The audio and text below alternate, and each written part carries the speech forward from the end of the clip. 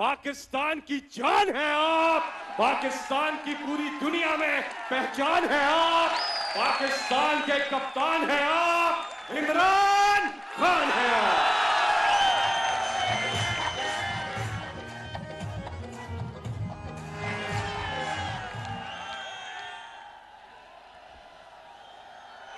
बिस्मिल्लाहिर्रहमानिर्रहीम।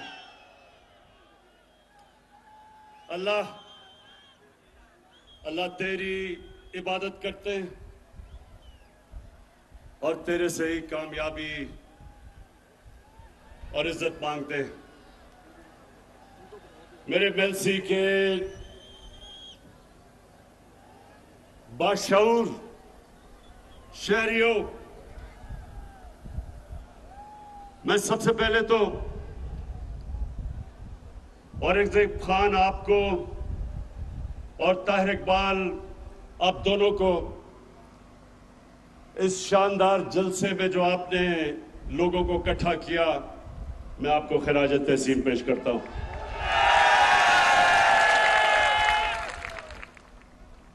अब औरंगजेब, इतनी ज्यादा चीजें आपने मेरे से मांग ली,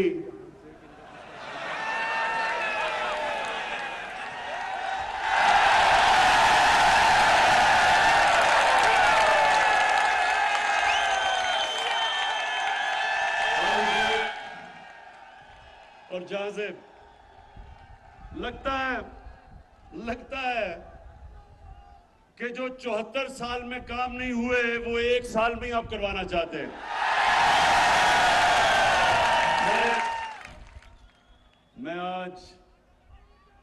मैं आपको खुशखबरी सुनाता हूं। सबसे पहले तो मेलसी के लोगों,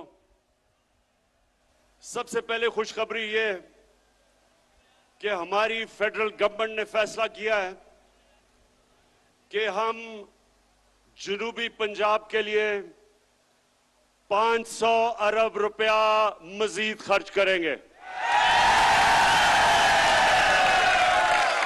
और अभी आपको उस्मान बुज़दार ने, आप ही के जनूबी पंजाब के चीफ मिनिस्टर ने इतनी लंबी चीजें बताई हैं कि जो जो आपकी ख्वाहिशें थी तकरीबन सारी उन्होंने कहा या इस बारी पूरी होंगी और या अगले बजट में पूरी होगी।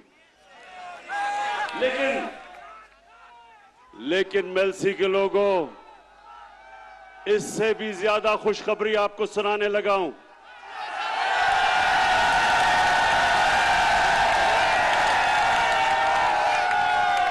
हमने फैसला किया है कि हम नेशनल असेंबली में साउथ पंजाब की कॉन्स्टिट्यूशनल अमेंडमेंट रख देंगे कि साउथ पंजाब का सूबा बनना चाहिए।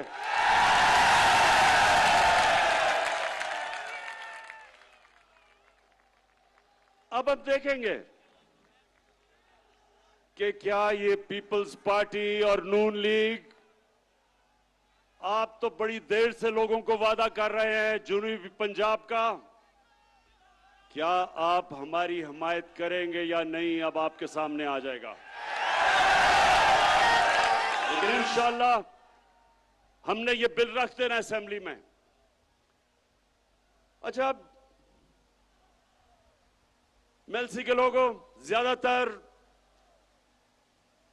यहां गुजारा काश्तकारी के ऊपर होता है, तो सबसे पहले तो मैं बड़े फख्र से कहना चाहता हूं कि जितना किसानों ने हमारे दौर में, जितना किसानों के पास पैसा आया कभी पाकिस्तान की तारीख में नहीं आया। और मैं आपको अब जरा ये मेरे पास अदाद और शुमार है। मकई में हर एकड़ के ऊपर महंगाई के बावजूद जो मकई की फसल की कीमत बढ़ी है, 40,000 से 50,000 तक मजीद फायदा हुआ है किसान को।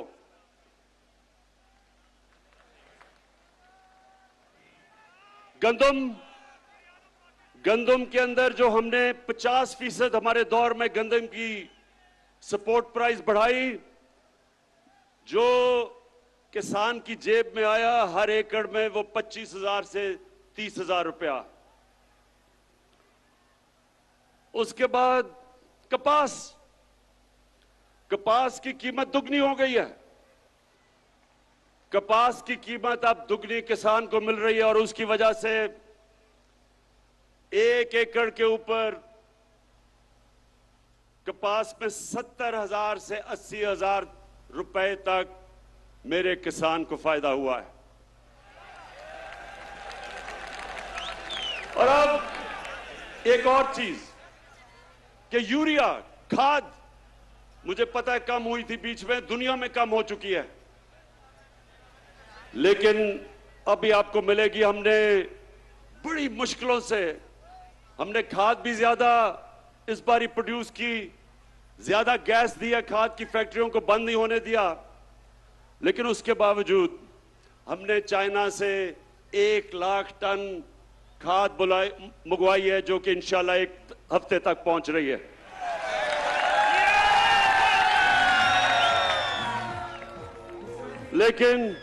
लेकिन अब किसानों, जितने भी किसान हो, एक चीज समझ जाओ कि आज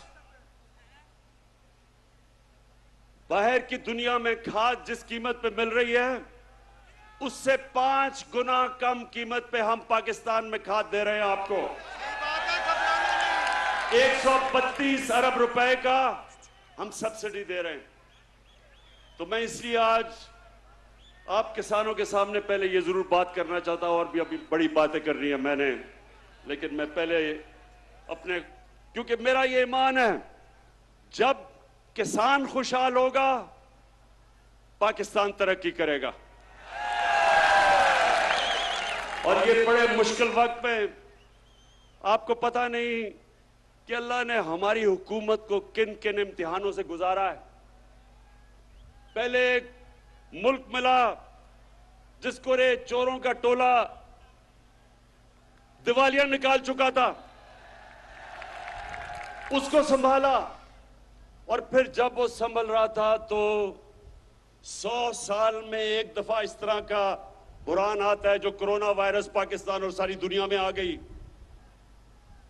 और मैं अल्लाह का शुक्र अदा करता हूं कि हमारा वो मुल्क है जो दुनिया मानती है कि 190 मुल्कों में से वो 3 वो मुल्कों में से है जिसने सबसे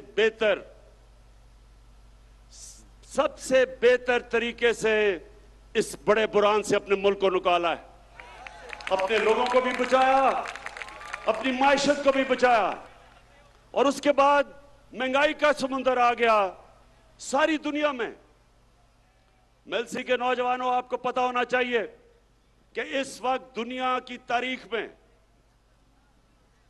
यानी, और मैं तारीख की बात कर रहा हूं कि अमेरिका में 40 साल के बाद सबसे ज्यादा महंगाई आई है, बर्तानिया में 30 साल के बाद, जर्मनी में 26 साल के बाद, तुर्की में 20 साल के बाद।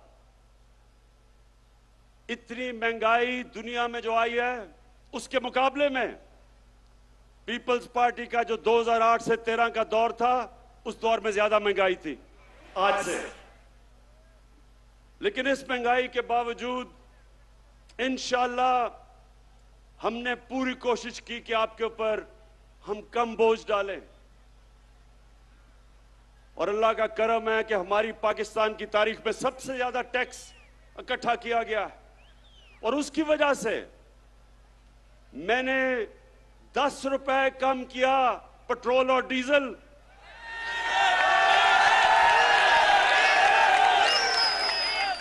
और 5 रुपए यूनिट बिजली कम की। ये सिर्फ इस तरह हम कर सके कि हमारी एफबीआर ने रिकॉर्ड टैक्स इकट्ठा किया, हमारी कौम ने टैक्स दिया, और मेरा अपनी कौम से वादा है, जितना जितना आप हमारे टैक्स देते रहेंगे, वो सारा टैक्स मैं अवाम के ऊपर बोझ कम करने पे लगाऊंगा। और अगर ये जो भगौड़ा बैठा हुआ है लंदन में, जिस दिन इसका मैंने पैसा वापस ले आया तो मैं आपको वादा करता हूं कि पेट्रोल और डीजल की कीमत आधी कर दूंगा।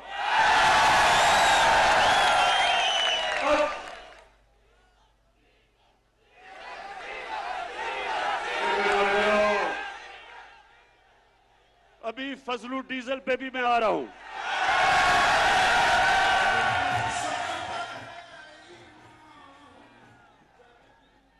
अच्छा मेलसी के लोगों, ये भगौड़े और डीजल के ऊपर आने से पहले मैं सिर्फ आपको नौजवानों आपके लिए एक बात करना चाहता हूं। मेरे मां बाप एक गुलाम हिंदुस्तान में पैदा हुए थे, मैं पहला था। हम वो बच्चे थे जो आजाद पाकिस्तान में पैदा हुए थे। और मेरी हमेशा मां बाप ने भी मुझे याद दिलाया और हमेशा मेरे ज़हन में था कि कभी हमने पाकिस्तान को कभी किसी की गुलामी नहीं करने देना। और मेरे मेलसी के लोगों और जो पाकिस्तान के लोग टीवी पे ये देख रहे हैं, ये सुन लो, ना आज तक इमरान खान किसी के सामने झुका है और इंशाअल्लाह जब तक मेरे में खून है मैं अपनी कौम को किसी के सामने झुकने नहीं दूंगा। अभी ये जरा सुने, यूरोपियन यूनियन के एम्बेसडर ने खत लिखा पाकिस्तान को कि आप रूस के खिलाफ उसके मुखालिफ स्टेटमेंट दें, उसके खिलाफ वोट दें। मैं ये यूरोपियन यूनियन के एम्बेसडर से पूछता हूं कि क्या आपने हिंदुस्तान को भी ये खत लिखा था? क्योंकि मैं अपनी कौम को याद करवाना चाहता हूं कि ये वो पाकिस्तान था जिसने ये नेटो की मदद की, जो वॉर ऑन टेरर थी हमने उनका साथ दिया। मैं कभी ना साथ देता, मैं अपनी मुल्क को बाहर रखता उस जंग से, लेकिन उस वक्त का जो सरबराह था उन्होंने उनका साथ दिया। क्या मिला पाकिस्तान को? 80,000 पाकिस्तानियों की जानें गई, हमारा कबायली इलाका उजड़ गया, 35 लाख लोगों ने नकल मकानी की, हमारे मुल्क को 100 अरब डॉलर से ज्यादा नुकसान हुआ। तो क्या मैं अपने यूरोपियन यूनियन के एम्बेसडर से पूछता हूं कि आपने क्या हमारा शुक्रिया अदा किया? क्या आपने कहा कि हां आपने हमारी मदद की थी, हमारी जंग में आपने हमें अप्रिशिएट किया? सारे नेटो के मिला के 10% भी लोग नहीं थे जो इस जंग में मरे। हमारे मुकाबले में जो 80,000 पाकिस्तानियों की कुर्बानी दी गई। तो मैं उनसे आज ये पूछता हूं कि बजाय आपने, जब हमने आपके साथ खड़े हुए थे, बजाय आप हमारा कम से कम शुक्रिया अदा करते, ऐसे आप में से लोग थे जिन्होंने अफगानिस्तान में जो जंग हारी आपने, वो पाकिस्तान को जिम्मेदार ठहराया था। शुक्र करना तो दूर की बात है। और दूसरा, जब कश्मीर में हिंदुस्तान ने इंटरनेशनल कानून तोड़ा, यूनाइटेड नेशंस की सिक्योरिटी काउंसिल की रेजोल्यूशंस की खिलाफ वर्जी करते हुए जो कश्मीर का स्टेटस खत्म किया, क्या आप में से किसी ने हिंदुस्तान से कोई राब्ता तोड़ा, कोई उनकी तनकीद की, कोई तजारत बंद की? तो हम आपके सामने क्या हैं? क्या हम कोई गुलाम हैं कि जो आप कहेंगे हम कर लें? और मैं मिलसी के लोगों, मैं आपको बताऊं कि इनको ये गलत आदतें पड़ी किधर से हैं।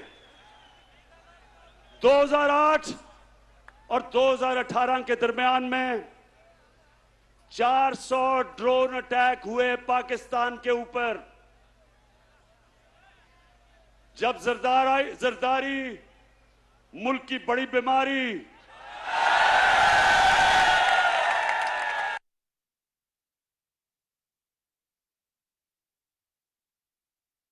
आज़म इमरान खान हुआ जो दुनिया की तारीख में कभी नहीं हुआ।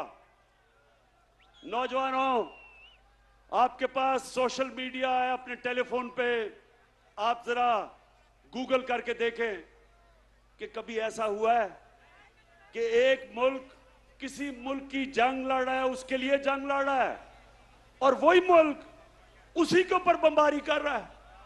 ये कभी हुआ है?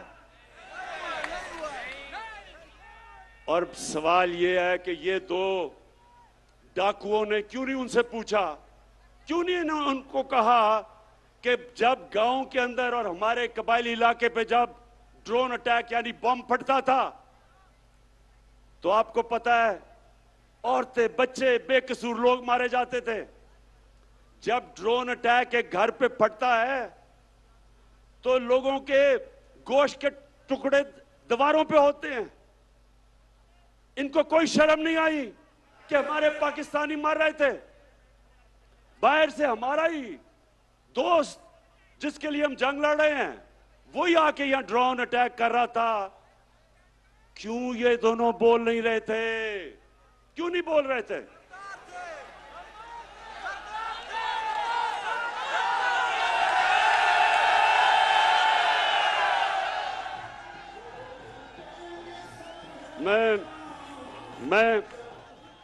मैं आपको बताता हूं कि ये दो डाकू क्यों नहीं बोल रहे थे, क्योंकि इनके चोरी इस मुल्क से जो पैसा लूट के इन्होंने बाहर के मुल्कों में और बैंकों में और बड़े बड़े महल्लात लिए हुए थे, इनको डर था कि जिस दिन ये कहेंगे कि सर ये क्या कर रहे हैं आप, ये ना करें, वो इनकी प्रॉपर्टी जब्त कर लेंगे। आज रूसियों की जो उनकी मगरब में असासे हैं वो जब्त कर रहे हैं। इनको भी वही डर लगा हुआ था। तो ये पैसे के बुत की पूजा करने वाले चुप करके तमाशा देखते रहे और हमारे लोगों का खून होता रहा। बेकसूर लोग बेचारे कबायली इलाके में उनके बच्चे मरे, और वो जिसके खानदान में लोग मरते थे वो हमारे खिलाफ हमले करते थे, बदला हमारे पे लेते थे, क्योंकि उनको पता था कि हमारी इजाजत से ये ड्रोन अटैक्स अपने मुल्क पे हो रहे हैं। आप बताएं, जब से इमरान खान वजीर आजम बना कोई ड्रोन अटैक हुआ है? ना ही हुआ। और मैं आज अब सबके सामने कहता हूं कि कभी किसी ने कोशिश की ड्रोन अटैक करने की, मैं पाकिस्तान की एयरफोर्स को कहूंगा कि वो ड्रोन को नीचे गिरा दे। इसलिए कि ये कानून की खिलाफ वर्जी है। कोई दुनिया में कानून इजाजत नहीं देता कि आप किसी के मुल्क में आके अटैक करके और लोग मार दें। अंग्रेजी में कहते हैं जज, ज्यूरी, एक्सिक्यूशनर। ये किसी कानून के अंदर नहीं है, ये जंगल के कानून के अंदर है। मैं मेरे पाकिस्तान के नौजवानों, मैं ये चाहता हूं, ये गौर से एक बात समझ लें आप। कभी भी कोई कौम अजीम कौम नहीं बनी जो दूसरों के सामने झुकती है। सिर्फ खुददार कौमें अजीम कौम बनती हैं। जो किसी से भीख मांग के गुजारा करती है कौम, वो ऐसे ही है जैसे कि अगर मैं वसाखिया पकड़ लूं, अपनी टांगों पे जोर ना डालूं, मेरी टांगें कमजोर हो जाएंगी। इसी तरह मुल्क कमजोर हो जाते हैं जो अपने पैर पे नहीं खड़े होते। हम कोई किसी से दुश्मनी नहीं चाहते, हम सबसे दोस्ती चाहते हैं। हमारी रूस से भी दोस्ती है, हमारी अमेरिका से भी दोस्ती है, हमारी चाइना से भी दोस्ती है, यूरोप से भी है। हम किसी कैंप में नहीं हैं, लेकिन क्योंकि हम न्यूट्रल हैं, इंशाल्लाह हम उन मुल्कों के साथ मिलकर एक दिन कोशिश करेंगे कि जो यूक्रेन में जंग है ये बंद हो। इससे बहुत दुनिया को नुकसान हो रहा है। इससे तेल की कीमतें आसमानों पे चली गई, गंदम की कीमतें आसमानों में, गैस की कीमत उधर पहुंच गई है कि ये यूरोप जैसे मुल्क, बर्तानिया जैसे मुल्क में इस वक्त लोगों को मुश्किल पड़ी हुई है। तो इसलिए हम जंग में किसी का साथ नहीं देंगे, अमन में सबका साथ देंगे। अब मैं अपने पाकिस्तानियों, ये जो अदम एतमाद की तहरीक है, इसके ऊपर जरा मैं बात थोड़ी सी करना चाहता हूं। पहले ये लोग कौन है जो अदम एतमाद की तहरीक चला रहे हैं? सबसे पहले मुजरिम नंबर 1 नवाज शरीफ झूठ बोल के सुप्रीम कोर्ट ने उसको सजा दी, बॉलीवुड की एक्टिंग की, रो धो के कि जी मैं तबाह हो गया, मरने वाला हूं, मिन्नतें करके बाहर चला गया। मैं ये सोचता हूं, नून लीग वालों अगर सुन रहे हो तो मेरी बात जरा, मैं चाहता हूं इस बात पे थोड़ा सा गौर करो कि कभी गीदड़ भी लीडर बन सकता है? कभी दुनिया में सुना है कि वो लीडर हो जो खुद दुम के भाग जाए और दूसरी दफा भागा है? पहली दफा जनरल मुशर्रफ के दौर में तो आसिफ जरदारी ने तब कहा था, आसिफ जरदारी जब आप इकट्ठे होंगे तो जरा याद कराना शरीफों को और नून लीग को कि क्या आपने ये नहीं कहा था कि अटक जेल में टिश्यू के डब्बे खत्म हो गए नवाज शरीफ के आंसू पहुंचते पहुंचते। तो वहां रोना धो के वहां से भागा, झूठ बोल के गया कि मैंने कोई मुआहिदा नहीं किया। फिर वो सऊदी शहजादा आया और उसने मुआहिदा दिखा दिया। फिर कहता नहीं जी वो असल में 5 साल का था, 10 साल का नहीं। अब फिर बाहर चला गया है। अब नून लीग, मैं जरा अपनी, क्योंकि नून लीग में बड़े अच्छे अच्छे लोग भी हैं, तो मैं जरा नून लीग वालों से ये भी पूछना चाहता हूं, अपने जरा बच्चों को कहें जरा गूगल करें अपने मोबाइल पे, कोई इसकी दुनिया में मिसाल मिलती है कि एक मुल्क का 3 दफा वजीर आजम, उसके 2 बच्चे बाहर गए, अरबों रुपए के महलों में रह रहे हैं, वो खुद अरबों रुपए के महल में रहता है, और जब बच्चों से पूछते हैं कि जी ये पैसा किधर से आया, कहते जी हम तो पाकिस्तानी शहरी नहीं हैं, हम जवाबदेही नहीं हैं। यानी 3 दफा मुल्क का सदर, प्राइम मिनिस्टर, इसका मतलब कि वो फिर ये सिर्फ पाकिस्तान को लूटने के लिए आते हैं, पैसा चोरी करके बाहर, छुट्टियां बाहर, ईद बाहर, घर बाहर, शॉपिंग बाहर, और पाकिस्तान सिर्फ लूटने के लिए रखा हुआ है। ये है नंबर 1 जो चाहता है अदम एतमाद की तहरीक हो, इसलिए कि वो चाहता है कि फिर से उसको याद आ रहा है कि कैसे उन्होंने मजे मजे से पाकिस्तान को पिछले 30 साल में लूटा है। दूसरा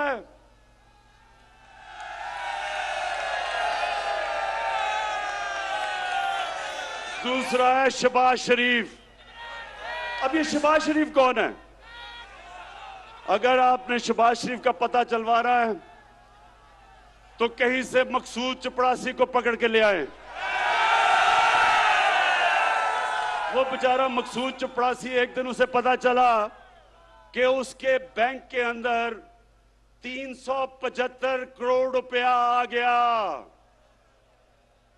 ये इसी तरह ही था कि हुदैबा पेपर मिल में लंदन में काजी फैमिली बैठी थी आज से 20-25 साल पहले, क्योंकि इन्होंने तो पुरानी चोरी शुरू की हुई है ना, तो उनको पता चला कि उनके बैंकों में लाखों पाउंड आ गए। वो बेचारे हैरान, किधर से आए हैं? पता चला यहां से चोरी का पैसा पहले उधर भेजा और उधर से रेमिटेंस दिखा के पैसा पाकिस्तान ले आए। तो शहबाज शरीफ, अच्छा अब इसका मैं आपको एक बताऊं, इन दोनों ने एक बड़ा ये हर कोई मैच खेलता है ना, तो इन्होंने एक मैच की एक टेक्निक निकाली हुई है। वो भगौड़ा जो उधर बैठा है, वो और उसकी बेटी, वो फौज को बुरा भला कहते हैं, और शहबाज शरीफ जो भी उसको बूट नजर आता है पॉलिश करना शुरू कर देता है। लेकिन शहबाज शरीफ, ये वो जमाना बदल गया है। ये वो जनरल जिलानी का जमाना नहीं जब उसके घर पे सरिया लगाते लगाते आप वजीर आला बना और फिर अरबोपति बन गए। जमाना बदल चुका है। आपको शहबाज शरीफ जो मर्जी आप कर लें, आपको जवाब देना पड़ेगा कि 16 अरब 1600 करोड़ रुपया आपके नौकरों के अकाउंट में कैसे आया। मैं फिर से नून लिख के पूछता हूं कि आप भी ये पूछे तो सही इससे कि 1600 करोड़ रुपया नौकरों के अकाउंट में किधर से आ गया। अगर हलाल का पैसा था तो अपने अकाउंट में लेते, क्योंकि आपने चोरी का पैसा था तो नौकरों के अकाउंट में। बेटे को भी इसने बाहर भिजवा दिया है, मकसूद चपड़ासी को भी बाहर भिजवा दिया है, अपने दामाद को भी बाहर भिजवा दिया है। भाई यहां तो अदालतें आजाद हैं, क्यों बाहर भिजवाया हुआ है इनको? तो ये है दूसरा जो डरा हुआ है कि इसका केस आने लगा है और अगर केस आ गया तो इसने जेल में होना है, इसलिए ये भी जल्दी जल्दी अदम एतमाद की तहरीक में। और तीसरा है नहीं बीमारी, जरदारी। जरदारी का कमाल यह है कि जब बेनजीर इक्तदार में आई तो आते साथ ही एक साल ही नहीं लगा, सारी दुनिया में धूम मच गई मिस्टर 10% कि हर चीज के ऊपर 10% पैसे खींच लेता था। ये वो आदमी था जो बेम्बिना सिनेमा के टिकट ब्लैक करता था। उसके बाद जो इसने पैसा बनाना शुरू किया, इसके और नवाज शरीफ के ऊपर बाहर के अखबारों के अंदर मजमून आए, किताबों के अंदर इनका जिक्र आया, इनकी चोरी का। बीबीसी के ऊपर फिल्में बनी इनकी चोरी पे। इसी जरदारी को 2 दफा नवाज शरीफ ने जेल में डाला करप्शन पे, और हुदैबा पेपर मिल का जो करप्शन का केस था वो जरदारी ने उसके ऊपर बनाया नवाज शरीफ पे। 96 की असेंबली में आसिफ जरदारी से पूछा गया कि सारे महल आपका है या नहीं है। एक बड़ा महंगा इसने महल खरीदा बर्तानिया में। इसने असेंबली में कहा ये मेरा नहीं है। वो केस हुआ, केस पाकिस्तान जीत गया, सारे माल को बेचा, पैसा पाकिस्तान आना था। इतने में मुशर्रफ ने इसको एनआरओ दे दिया, पैसा भी हजम कर गया वो। ये फिर $60 मिलियन यानी $6 करोड़ पड़ा था स्विट्जरलैंड में। पाकिस्तान ने केस किया, पाकिस्तान केस जीतने लगा था, मुशर्रफ ने एनआरओ दिया, वो भी हजम कर गया।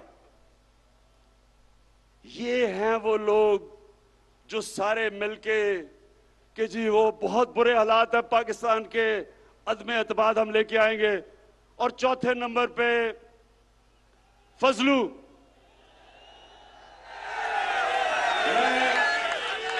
मैं इसको कभी मौलाना नहीं कहूंगा, क्योंकि मौलाना, हम अदब से मौलाना को कहते हैं। मौलाना पढ़े लिखे दीनी लोग होते हैं, हम उनकी इज्जत करते हैं।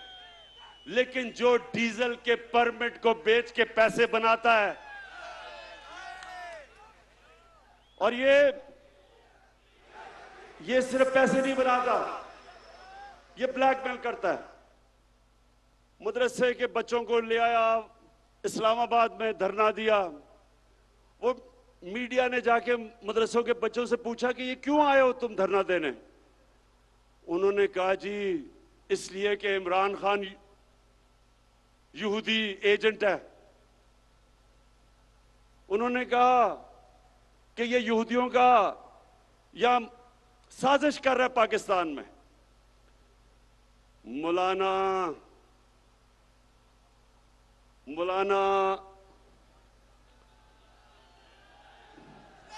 नहीं, डीजल नहीं मैं कह सकता इसको। फजलू, मुझे ये बताओ कि तुम्हारे और ये जो तुम्हारा डाकुओं का टोला है, इसके होते हुए यहूदियों को साजिश करने की जरूरत क्यों है पाकिस्तान में? पिछले 10 सालों में 4 गुना, 2008 से 18 तक 4 गुना पाकिस्तान का कर्जा बढ़ा है। 4 गुना। 6,000 अरब रुपए से 2008 में 60 साल में पाकिस्तान का कर्जा 6,000 अरब था। इन्होंने 10 सालों में पहुंचा दिया 30,000 अरब। तो मैं इनसे पूछता हूं कि जब आपने मुल्क को मकरूज कर दिया, जो भी हम टैक्स में इकट्ठा करते हैं आधा चला जाता है आपके लिए हुए कर्जों की किस्तों पे। तो जब आपने मुल्क को मकरूज कर दिया तो यहूदियों को साजिश करने की जरूरत क्या है? आप ही काफी हैं। फजलू, मैं आपसे, आपकी और मेरी उम्र एक ही है। हमारी उम्र में हमें सोचना चाहिए कि ऊपर वाला कभी भी बुलावा दे दे। हमें अपनी आखिरत की फिक्र करनी चाहिए। और आपका तो थोड़ा वजन भी ज्यादा है, इसलिए आपको अब सोचना चाहिए अपनी आखिरत का। यानी आप एक दीन के नाम पे पैसे बनाते हुए आपको कोई खौफ खुदा नहीं है। कुछ तो सोचें कि आप जो मदरसे के बच्चे, और मैं ये समझता हूं कि ये हमारा बहुत बड़ा असास है, हमारे मदरसे के बच्चे, लेकिन इनको आप इस्तेमाल करें अपनी सियासत चमकाने के लिए और ब्लैकमेल करने के लिए। जो मैंने कुरान पढ़ी है और जो मेरा दीन का जितना भी इल्म है, अल्लाह ने आपको माफ नहीं करना। ये 4 लोग मिलके अदम एतमाद कर रहे हैं। और आज मैं अब अपनी आखिर में सारी कौम से पूछना चाहता हूं कि देखें, एक कुरान की आयत है, अमर बिल मारूफ व नही अनिल मुनकर। इसका मतलब है, नौजवानों ये सुन लो, कोई भी दुनिया में मुहज्जब माशरा नहीं बन सकता जब तक इस कुरान की आयत पे नहीं चलता। अल्लाह कहता है कि तुम अच्छाई के साथ खड़े हो, अच्छाई के लिए जिहाद करो और बुराई के खिलाफ जिहाद करो। इसके ऊपर अच्छे और बुरे की तमीज जब एक माशरा रखता है, उसकी अखलाकियात ऊपर चली जाती है, वो माशरे ऊपर जाते हैं। और जिन माशरों के अंदर कानून की बालादस्ती होती है, कानून की बालादस्ती और हुक्मरानी का मतलब कि कमजोर और ताकतवर का एक ही कानून, जिसके लिए हमारे नबी सल्लल्लाहु अलैहि वसल्लम ने कहा था कि तुम्हारे से पहले बड़ी कौमें तबाह हुई जो ताकतवर चोर को सजा नहीं देते थे और बेचारे कमजोर चोर को जेल में डालते थे। कौम तबाह हो गई है तुम्हारे से पहले कई। अब ये जो चोरों का टोला है, ये सारे जो आपकी कौम को नुकसान पहुंचा रहे हैं, 35 साल से ये नुकसान पहुंचा रहे हैं। मैं 1990 की बात करता हूं। मैं जब क्रिकेट खेलता था, हिंदुस्तान से जब मैं पाकिस्तान आता था, तो लगता था एक गरीब तरीन मुल्क से एक अमीर तरीन मुल्क में पहुंच गया हूं। हम उनसे आगे थे, हम सारे बर्रे सगीर में सबसे आगे थे। जब ये चोरों का टोला इस मुल्क के ऊपर मसल्लत हुआ, हम सबसे पीछे रह गए। ये अमीर तरीन हो गए हैं, कौम मकरूज और गरीब हो गई है। ये समझ जाए मेरे मेलसी के नौजवानों, ये आप समझ जाए, जब तक एक कौम अच्छे बुरे की तमीज नहीं करती, कौम ऊपर नहीं जा सकती। मदीना की रियासत में हमारे नबी सल्लल्लाहु अलैहि वसल्लम ने इखलाकियात के ऊपर अपनी रियासत की बुनियाद रखी थी और इंसाफ पे, उस पे वो दुनिया की अजीम कौम बने थे। जब इस तरह के चोर मिलके सिर्फ एक ही काम है कि बारियां लेते रहें, खाते रहें, जो इनको इत्तेसाब इनका करने लगे तो उसके साथ सब मिलके उसको गिराने की कोशिश करें, तो ये लोग, मैं अपने मीडिया से कहता हूं कि आप, मीडिया एक वॉच डॉग होता है, मीडिया का काम होता है लोगों को अच्छे बुरे की तमीज दें। आज मगरबी मीडिया कभी भी किसी के ऊपर चोरी का इल्जाम हो वो तकरीर नहीं कर सकता, वो मीडिया के सामने नहीं जाता। अगर कोई पकड़ा जाए करप्शन में, माशरे में उसकी सोशल बॉयकॉट हो जाती है, कोई उसके करीब नहीं जाता। तो मीडिया आपकी भी जिम्मेदारी है, आपके बच्चे हैं। मैं, जो लोग आज मीडिया में इनकी हिमायत कर रहे हैं, इन डाकुओं की, मैं आपसे ये सवाल पूछता हूं कि क्या आप चाहेंगे कि आपके बच्चे फजलुर रहमान फजलू डीजल हो जाएं, या आप चाहेंगे कि मकसूद चपरासी वाला शोबाज शरीफ आपका बेटा बन जाए, या आप चाहेंगे कि भगोड़ा नवाज शरीफ बन जाए, और या आप चाहेंगे कि आपका बेटा जरदारी की तरह बन जाए? कोई नहीं चाहेगा। तो फिर आप क्यों इस मुल्क में अच्छाई के साथ नहीं खड़े होते? 30 साल से आप देख रहे हैं कि मुल्क से क्या कर रहे हैं। मैं आज आखिर में एक बात कह के अपना बात खत्म करता हूं कि मैं 25 साल पहले मैं सियासत में आया ही था इनका मुकाबला करने के लिए। जब तक मेरे में खून है मैं इनका मुकाबला करूंगा।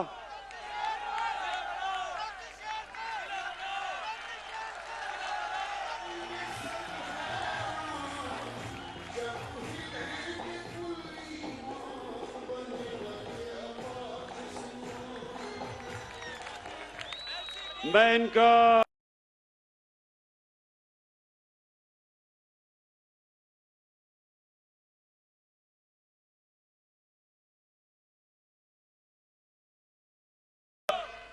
मुकाबला करूंगा, और अभी मेरी पूरी तैयारी है कि जो भी ये करेंगे मैं उसके लिए तैयार हूं। लेकिन मैं इनसे आखिर में आखिरी बात ये कह के छोड़ता हूं कि ये जो चोरों का टोला है, ये डाकुओं का जो गुलदस्ता है, क्या आप तैयार हैं जब इंशाअल्लाह आपकी अदम इत्तेमाद की तहरीक फेल होगी तो आप तैयार हैं जो मैं आपसे करूंगा?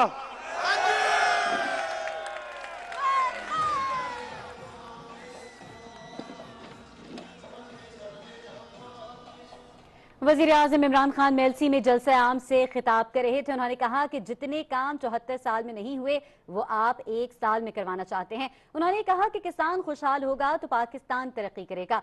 उनका ये कहना था कि पेट्रोल की कीमत में 10 रुपए की कमी हुई है। उन्होंने कहा कि अवाम ने जो टैक्स दिया वो अवाम पर ही खर्च किया जाएगा। लूटा हुआ पैसा वापस लाया तो पेट्रोल और डीजल की कीमत आधी कर दूंगा। इसके साथ साथ उन्होंने ये भी कहा कि हम किसी के गुलाम नहीं कि जो कोई कहे वो कर दें। उन्होंने ये भी कहा कि जब पाकिस्तान पर रोज हमले जारी थे तो हुक्मरान क्यों खामोश रहे।